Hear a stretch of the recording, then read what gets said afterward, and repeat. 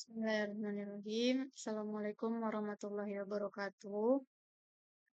Baik, di video tutorial saya kali ini kita akan membuat tutorial faktor eksploratori atau uji analisa faktor EVA. Nah, apa sih definisi dari uji analisa faktor eksploratori atau EVA itu? Merupakan sebuah teknik statistika yang digunakan untuk melihat apakah sekelompok variabel berdasarkan kemiripannya. Nah, jadi, uji validitas dalam EVA itu tadi bertujuan untuk mengukur sejauh mana sih instrumen atau skala yang digunakan dalam penelitian benar-benar mengukur konstruk atau konsep yang ingin diukur.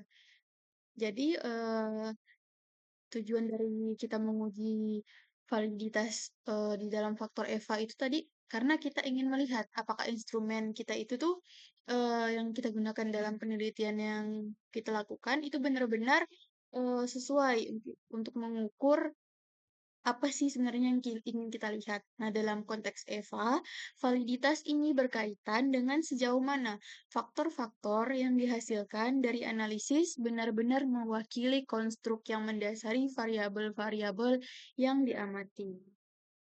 Nah, kemudian fungsi dari uji validitas dalam EVA itu di sini saya ada menuliskan yang pertama memastikan akurasi. Nah, jadi uji tadi bisa kita gunakan untuk memastikan bahwa instrumen kita itu benar-benar digunakan untuk mengukur apa yang seharusnya diukur. Kemudian yang kedua, meningkatkan kepercayaan. Nah, tentunya hasil penelitian yang instrumennya valid kan tentu lebih terpercaya. Nah, Eee, dan yang kemudian itu menghindari kesalahan interpretasi. Nah, di sini pada hal ini tujuannya atau fungsinya itu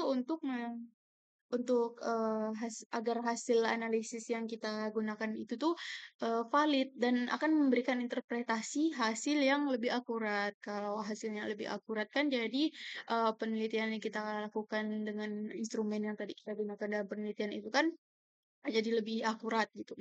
Kemudian di sini ada dua asumsi yang harus dipenuhi untuk melakukan uji EVA, yaitu di sini ada dua.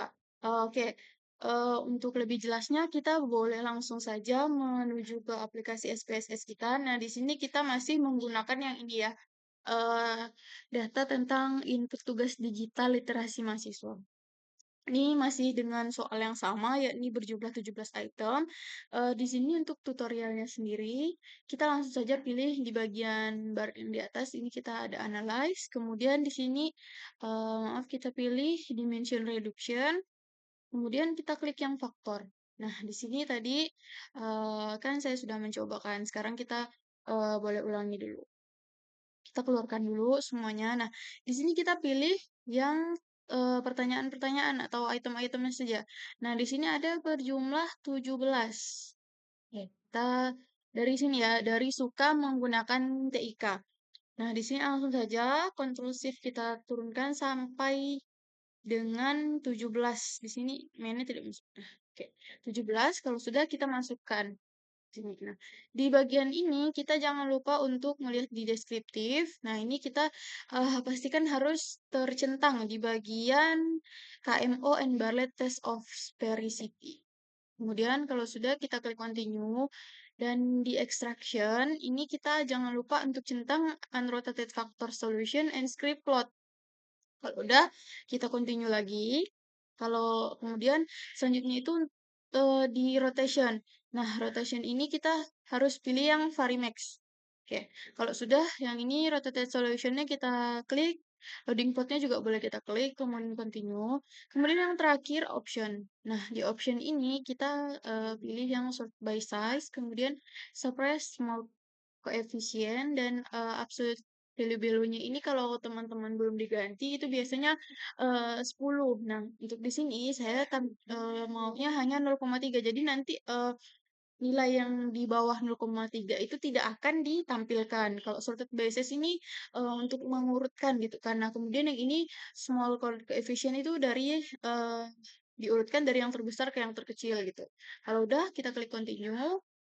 Nah, kalau kita sudah memastikan ini tadi semua sudah sesuai kebutuhan, kemudian kita klik di sini oke. Nah, kalau sudah ini hasilnya sudah ada kan? Nah, kita bisa lihat dulu di sini. Faktor analysis. Di sini yang tabel pertama KMO and Bartlett test. Nah, di sini Kaiser Meyer of Olkin itu panjangan dari KMO.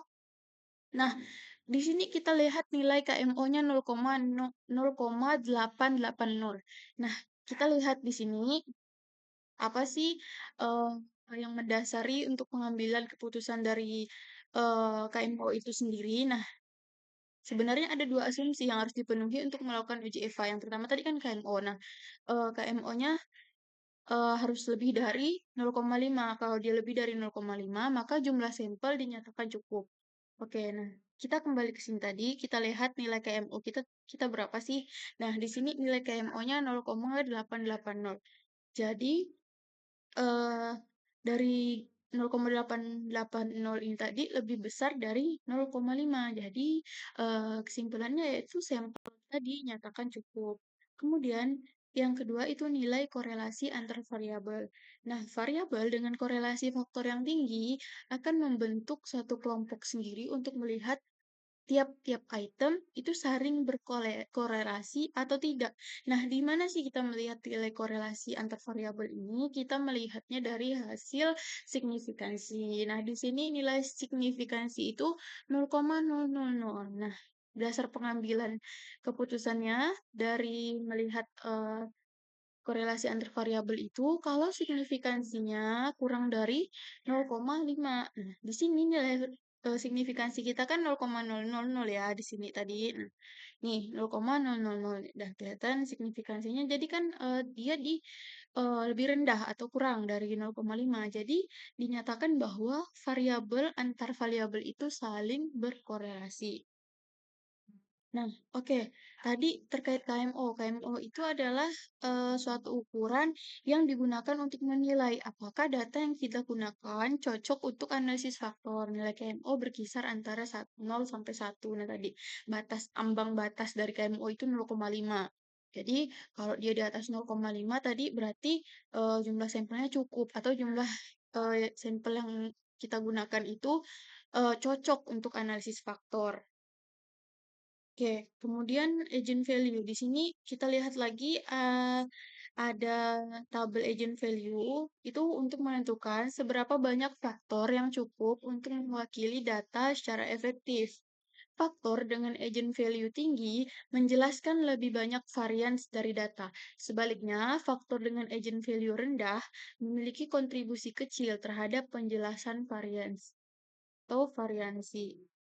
Nah, kita lihat lagi di tabel ini. Di sini setelah tabel KMO ini kita bisa lihat di sini tes total variance explain. Nah, di sini kan yang muncul yang di sini banyak yang ada totalnya itu cuman yang ini dong, ada 3 dong kan. Nah, kenapa? Karena nilai dari totalnya itu dia tinggi gitu. Nah, di sini untuk yang pertama itu nilainya 6. Nah, yang kedua nilainya 1,8.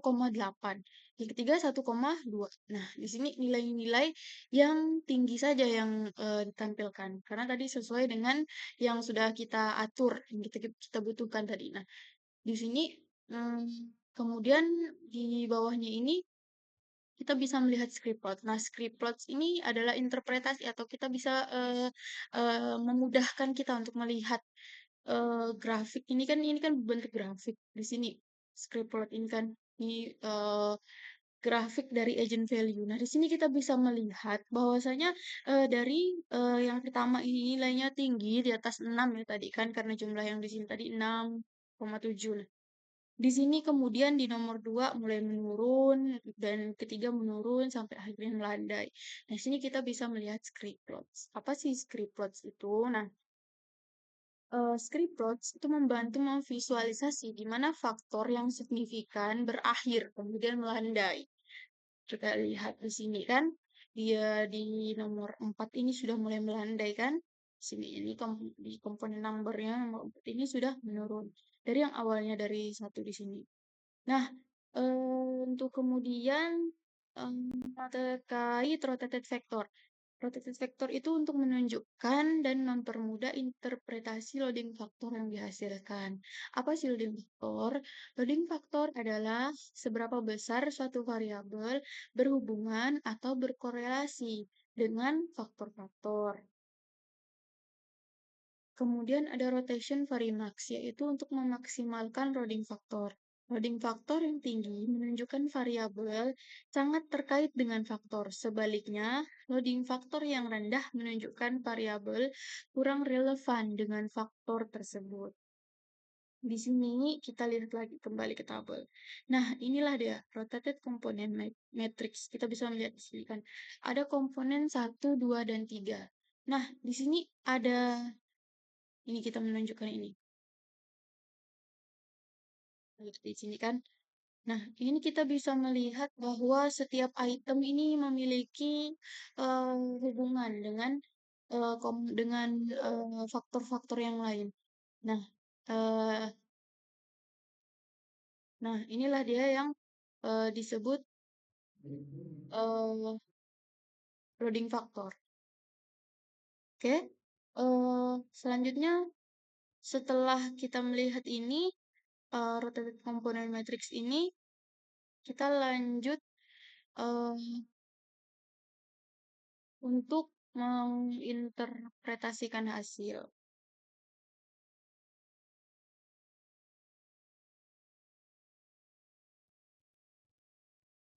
Nah, selanjutnya kita melihat untuk tabel yang terakhir ya di sini. Di sini kita akan menginterpretasikan atau melihat hasil dari uji EVA tadi. Nah, di sini saya sudah menuliskan interpretasinya. Ya. Item nomor 2, 1, 4, 3, 5, dan 7 tergabung dalam faktor 1, yaitu merepresentasikan faktor sikap atau attitude. Di sini memiliki kesamaan ciri khas dari pernyataan yang menyatakan suatu sikap. Kita lihat dulu outputnya. Nah, ini kita anggap saja ini tadi sebenarnya kenapa tidak muncul nomor-nomornya karena pada saat kita mengcompute atau mengubah variabelnya kemarin nomor-nomornya itu ditaruh di belakang. Jadi tidak nampak nomornya. Tapi kalau kita urutkan berdasarkan nomor-nomor item soal, ini merupakan soal nomor 2, 1, 4, 3, 5, dan 7. Nah, ini semuanya berkaitan dengan sikap. Di sini belajar lebih baik dengan tik. Kemudian suka guna tik untuk belajar. Lebih termotivasi belajar dengan tik ini semuanya membuat tik membuat belajar lebih menarik, membuat saya menjadi mahasiswa mandiri. Nah, ini merupakan item-item yang dikelompokkan atau dikategorikan dan digolongkan gitu ya. Istilahnya ke dalam faktor yang merepresentasikan tentang sikap dari responden melalui pertanyaan-pertanyaan yang ini tadi. Nah, kemudian untuk kelompok yang kedua di sini dari item 8, 11, 13, 15, 10, 9, 12, dan 14 tergabung dalam faktor 2, yaitu merepresentasikan faktor dimensi literasi digital, subfaktor teknis, dan subfaktor kognitif. Memiliki kesamaan dari pernyataan yang menunjukkan suatu kemampuan digital seseorang. Nah, di sini tentang sejauh mana atau mengukur tentang kemampuan digital literasi seseorang. Kita lihat di sini, nah, tentang tahu berbagai macam teknologi, memecahkan masalah teknis dalam TIK, mengikuti perkembangan, sangat familiar dengan hal dengan aktivitas yang berhubungan dengan TIK, kemudian memiliki keterampilan yang baik. Nah, ini merupakan tadi merepresentasikan tentang kemampuan seseorang dalam menggunakan digital literasi gitu. Kemudian yang kelompok yang ketiga di Ini sudah saya tuliskan untuk item nomor 12, 17, dan 16. Tergabung dalam faktor 3, itu merepresentasikan faktor dimensi digital literasi subfaktor sosial emosional. Nah, di sini memiliki kesamaan dari segi pernyataan yang ada kaitannya dengan orang lain.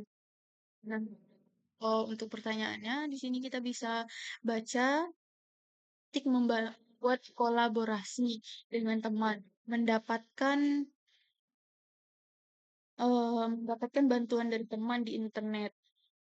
Nah, belajar teknologi dengan mudah. Nah, ini merupakan faktor-faktor yang berkaitan satu sama lain itu tentang hubungan dengan orang lain.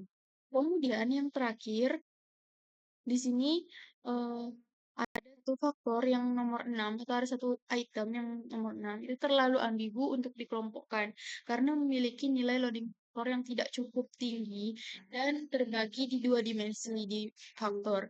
Nah, bisa jadi bahan pertimbangan revisi atau dihapuskan. Satu faktor ini tadi hasilnya itu mirip. Nah, jadi kita nggak bisa ini sebenarnya dikelompokkannya ini di bagian mana gitu, karena masih ambigu gitu kan hasilnya. Jadi ini bisa dipertimbangkan untuk tidak digunakan atau dihapus saja. Gitu. Oke, baik. Setelah kita menjelaskan panjang lebar tentang uji faktor eksploratori ini tadi, mungkin sedikit banyaknya bisa dipahami lah dari penjelasan saya. Dan video kali ini mungkin saya akhiri dengan mengucapkan alhamdulillah. Assalamualaikum warahmatullahi wabarakatuh.